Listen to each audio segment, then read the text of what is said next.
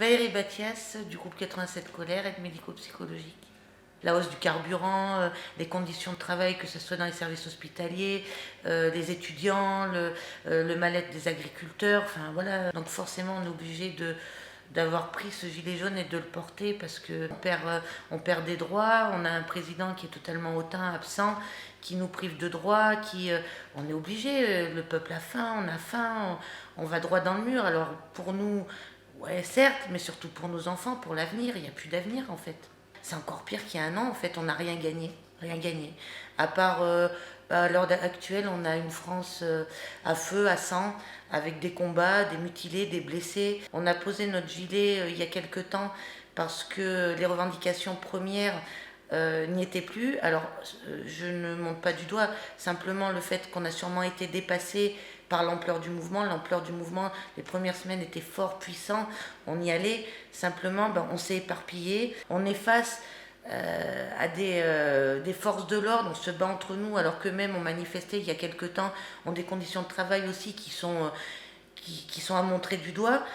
Donc nous on l'a posé, mais on est toujours là. Je veux dire, c'est symbolique. Il y a un moment, c'est symbolique d'être sur un rond-point. C'était fort au début parce qu'il y avait des blocages. C'est symbolique et tout. Mais au bout d'un moment, il ne faut plus du symbolique. On veut remplir nos frigos. Et le fait est, c'est que nous, à la question, est-ce que vous allez fêter le 16 novembre 87 Colère? Alors déjà, on ne fête pas, nous, tous les week-ends, on se bat. Se mobiliser, c'est pas que le samedi de 14h à 17h, c'est se mobiliser tout le temps. Mais moi, en vrai, on n'a pas envie de fêter ça, parce que c'est pire qu'il y a un an. Moi, en fait, j'ai envie juste de pleurer. Pierre B. J'ai été disque jockey au départ. J'ai fait danser des gens, j'ai animé pas mal de soirées, les mariages, et soirées à thème, tout ça, et puis j'ai eu des discothèques. J'ai démarré par agacement avec l'augmentation du prix de l'essence, du prix des carburants.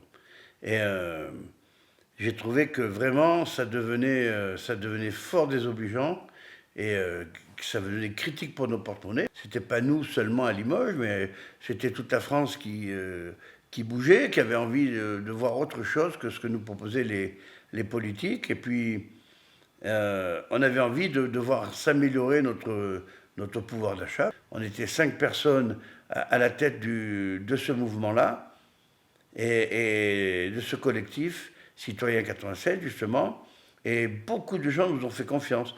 Nos adhérents, c'était un peu virtuel quelque part, sont montés presque à plus de 6000, quoi. C'était énorme, en très très peu de temps. Notre particularité à nous, par rapport à nos collègues des autres mouvements, c'était que nous, on déclarait tout en préfecture. Ça permettait de ne pas être embêté par la police et ça permettait d'avoir un semblant d'organisation propre. Les gens aux fenêtres nous applaudissaient, il y avait les gilets jaunes qui étaient pendus aux fenêtres. C'était un mouvement, mais c'était incroyable. Ça touchait toutes les classes sociales. On essayait de percevoir au mieux les attentes des gens qui étaient avec nous. Et on a fait des moratoires. Pour cela, on a contacté tous les politiques de la région et de tous les bords, quels qu'ils soient. Ils nous ont reçus, ils ont entendu nos doléances et ils les ont fait passer. C'est d'ailleurs pour ça que le Premier ministre a tenu à nous rencontrer à Limoges, hein, et qu'après on commençait les entretiens dans beaucoup de villes de France. Mais ça a débuté à Limoges, c'est pas sans raison. Il se trouve que, personnellement, j'ai décidé d'arrêter après l'intermède de la réunion avec les politiques qui s'était passée au Chabannes à Saint-Just-Martel. On avait provoqué une réunion où il y avait tous les politiques sauf une. C'était une réunion qui était secrète au départ et malheureusement, la personne politique qui n'était pas là avait vendu la mèche. Ça s'est fini en pugilat. Quand j'ai vu comment ça tournait, j'ai fait partie de la bagarre. Hein, on a été attaqué, j'ai fait partie de ceux qui se sont mis en avant. Donc, c'était comme ça. Si c'est pour aller distribuer des marrons à droite, à gauche, pour faire passer des idées, ça ne m'intéresse pas. Bon, j'ai beaucoup d'amis dans toutes les classes sociales, et puis je me suis rendu compte que les gens les plus riches que je côtoyais, on les exaspérait. Les autres, ceux qui étaient vraiment dans la nasse, eux, ils avaient du mal à comprendre qu'on pouvait aller quémander sans avoir besoin de taper. Donc, je me suis rendu compte de tout ça. Ça ne m'intéressait plus, quoi. J'ai trouvé que le mouvement perdait de sa fraîcheur. Est-ce que vous avez obtenu quelque chose? Non, non, pas du tout. Non, non. Honnêtement, Macron nous a fait de l'enfumage.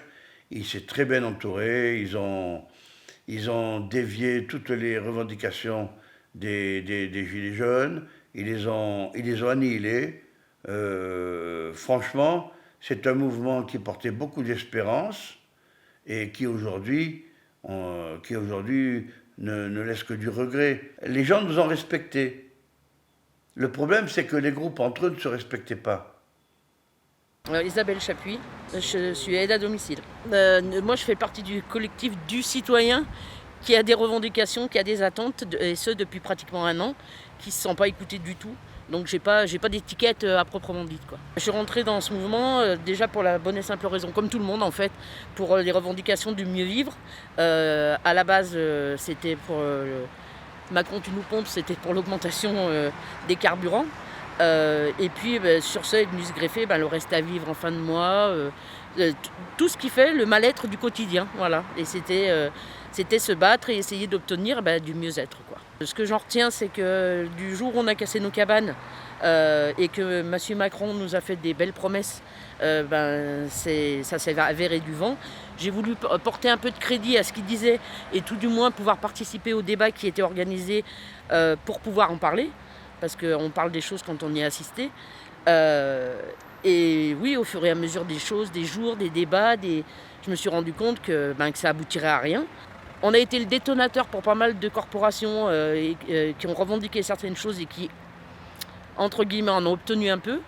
Mais je pense que non, on n'a rien obtenu. La prime pour l'emploi, parlons-en, moi je l'ai par exemple. Oui, on vous donne la prime pour l'emploi, mais ça vous supprime les APL. Donc en fait, à la fin du mois, quand vous faites le compte, de ne pas travailler, d'avoir l'allocation logement, vous touchez plus qu'avec sa prime d'activité.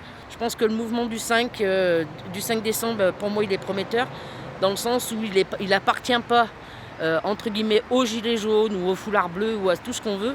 C'est un ensemble citoyen, dans tous les corps de métier, des revendications différentes qui seront portées pour une fois ce jour-là tous ensemble.